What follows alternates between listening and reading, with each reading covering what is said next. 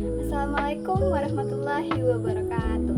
Halo teman-teman semuanya, perkenalkan nama aku Najudana Muktiasani dengan NIM C1B024051 dari Prodi Manajemen Angkatan 2024 dari kelas R3 Universitas Jambi. Jadi pada kesempatan video kali ini, aku akan mempresentasikan kepada teman-teman semua mengenai perancangan dan implementasi sistem manajemen kinerja pada tim HRD dengan mengambil studi kasus pada salah satu perusahaan FMCG terbesar di dunia, yaitu PT Unilever Indonesia. Fokus bahasan kita ini adalah bagaimana mengoptimalkan peran divisi HRD melalui sistem penilaian yang terukur dan sistematis. Jadi, langsung saja kita masuk ke videonya.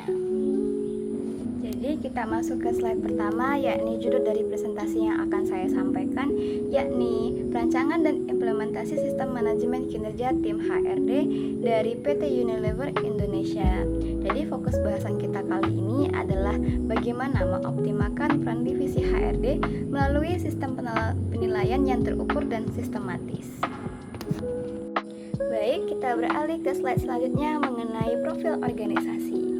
PT Unilever Indonesia ini telah hadir di Indonesia sejak tahun 1933 dan secara konsisten terpilih sebagai employer of choice selama 11 tahun berturut-turut dengan mengelola lebih dari 4.200 karyawan dan 45 merek ternama.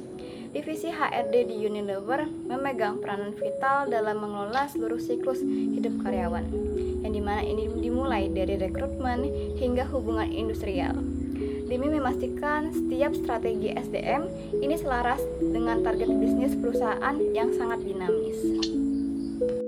Selanjutnya kita akan membahas mengenai latar belakang dan permasalahan dari PT Unilever Indonesia, yang dimana meskipun PT Unilever Indonesia itu adalah perusahaan besar, tantangan dalam manajemen kinerja tim HRD tetap ada, yang dimana beberapa masalah utama yang saya identifikasi adalah proses evaluasi yang terkadang masih bersifat ad hoc tanpa indikator baku, data kinerja yang tersebar di sistem yang terpisah, serta kurangnya budaya umpan balik reguler. Hal ini dapat menyebabkan target individu anggota HRD menjadi tidak selaras dengan visi strategis perusahaan secara keseluruhan. Baik, setelah kita mengetahui dari permasalahan yang dihadapi dari tim HRD PT Unilever Indonesia, maka selanjutnya kita akan membahas dari tujuan sistem manajemen kinerja yang saya rancang, yang dimana sistem ini yang saya rancang ini memiliki 5 tujuan utama. Yang pertama adalah menetapkan standar indikator kinerja yang jelas. Lalu yang kedua adalah mengintegrasikan seluruh data SDM ke dalam satu sistem terpadu. Yang ketiga adalah mendorong budaya feedback triwulan. Yang keempat adalah memastikan keselarasan strategi. Dan pada akhirnya adalah untuk meningkatkan produktivitas tim melalui pengembangan kompetensi yang tepat sasaran. Berikutnya adalah gambaran struktur organisasi tim HRD di PT Unilever Indonesia. Dipimpin oleh seorang HRD direktor, tim ini terbagi menjadi 4 pilar fungsional. Tim rekrutmen yang berfokus pada talenta, dan tim L&D untuk pengembangan. Selanjutnya adalah tim kompensasi untuk kesejahteraan, serta tim hubungan industrial yang menangani aspek legal. Struktur yang solid ini membutuhkan sistem manajemen kinerja yang mampu menghubungkan setiap fungsi tersebut agar dapat bekerja secara harmonis.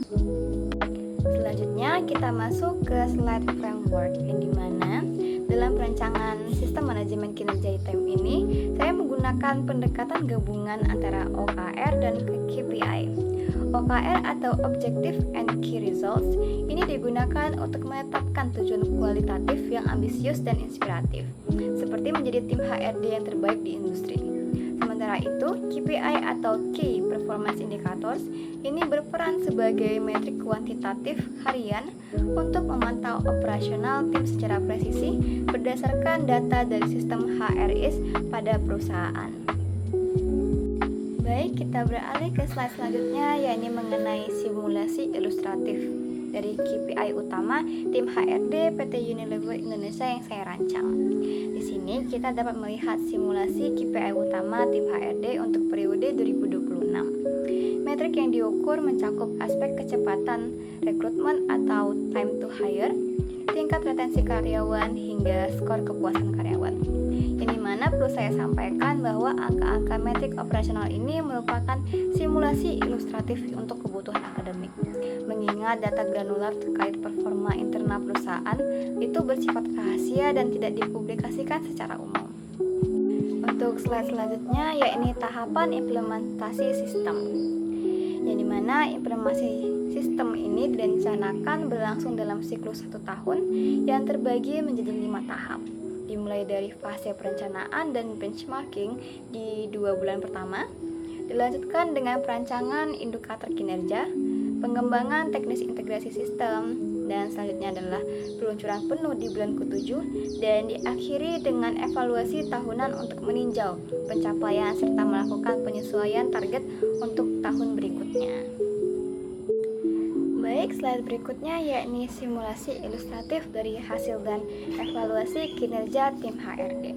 Berdasarkan simulasi hasil implementasi sistem baru ini, terlihat adanya peningkatan performa yang signifikan sebanyak 71% KPI berhasil melampaui target, dengan pencapaian luar biasa pada skor kepuasan karyawan yang mencapai titik tertinggi dalam 3 tahun terakhir.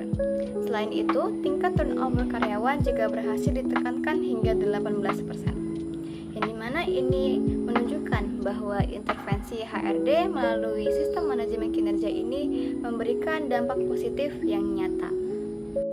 Baik, telah sampailah kita di slide terakhir yakni kesimpulan dan rekomendasi. Sebagai kesimpulan, integrasi OKR dan KPI terbukti efektif dalam meningkatkan transparansi dan akuntabilitas tim HRD.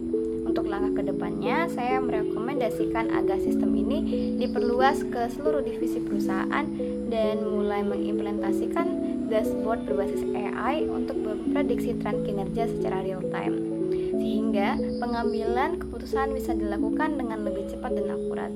Lalu sebagai penutup, seluruh profil perusahaan dan data strategis dalam presentasi ini merujuk pada laporan tahunan PT Unilever Indonesia pada tahun 2024. Oke, sepertinya hanya itu saja yang dapat saya sampaikan. Kurang lebih saya ucapkan mohon maaf. Saya tutup dengan wassalamualaikum warahmatullahi wabarakatuh.